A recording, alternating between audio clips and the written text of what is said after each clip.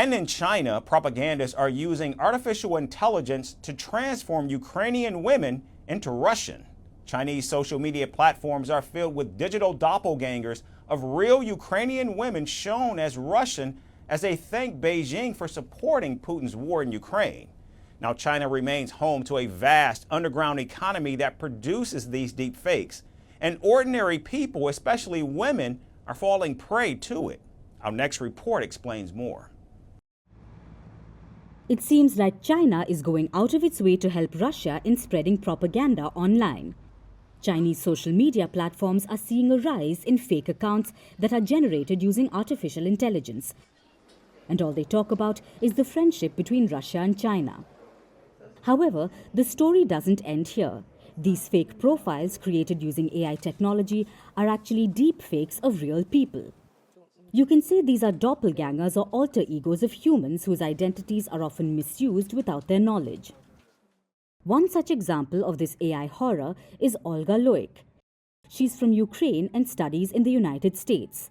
The 21-year-old was looking for an audience on social media and launched her YouTube channel last November. And to her surprise, she found her digital doppelgangers all over social media a month later. Not in America or Ukraine, but in China.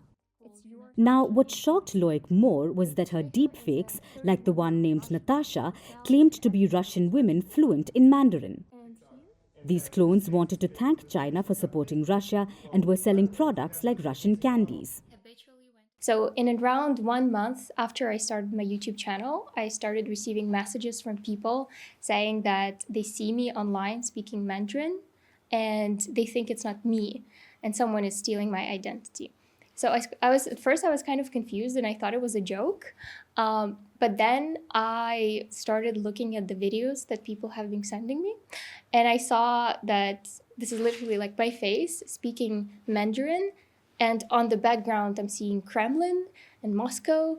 And I'm like talking about things like how great Russia and China are. And I'm also like, my clone is advertising different Russian products. Now, the support for Russia personally enraged Loic, whose family is still in Ukraine. I really appreciate China. While everyone else is moving away from Russia, only China is behind the quiet support. When other countries reject Russian stuff, it's your support to help Russia meet its immediate needs. So far, she has found about 35 accounts with more than 5,000 fake videos created with her face. These profiles have hundreds of thousands of followers and have sold tens of thousands of dollars worth of products. Avatars like Loic's leverage Russia and China's no-limit partnership, and experts say many people in China use easy-to-use generative AI tools available on the internet. To produce my own 2D digital human, I just need to shoot a 30-minute video of myself, and then after finishing that, I rework the video. Of course, it looks very real, and of course, if you change the language, the only thing you have to adjust is the lip sync. Experts also say that propagandists mostly target real women, as their misappropriating clips are used to pitch products to single Chinese men. Research has showed that chatbots or fake social media accounts with female personas tend to get more engagement and eyeballs. This is because people are more likely to view women as warm and approachable. The findings demonstrate that while technology may grow more and more sophisticated, the human brain remains remarkably easy to hack, thanks to age-old stereotypes about men and women.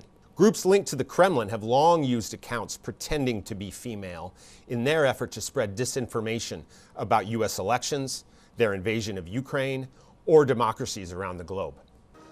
Now, despite China being one of the first countries to attempt to regulate AI, experts say it's home to a vast underground economy specializing in counterfeiting, misappropriating personal data, and producing deepfakes. And even if the fake accounts are not explicitly linked to the Chinese government, ordinary people like Olga remain vulnerable.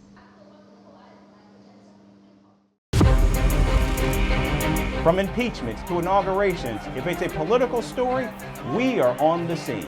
The race for the White House is heating up. We're beating Biden. How dare he say that? If it's breaking news, we're live with the latest coverage. From the White House, the State Department, and Capitol Hill, we know the issues, But above all, we know the players to bring you the latest in-depth analysis on all the key stories that we're covering. I'm Eric Ham. Join me from Washington here on Firstpost America.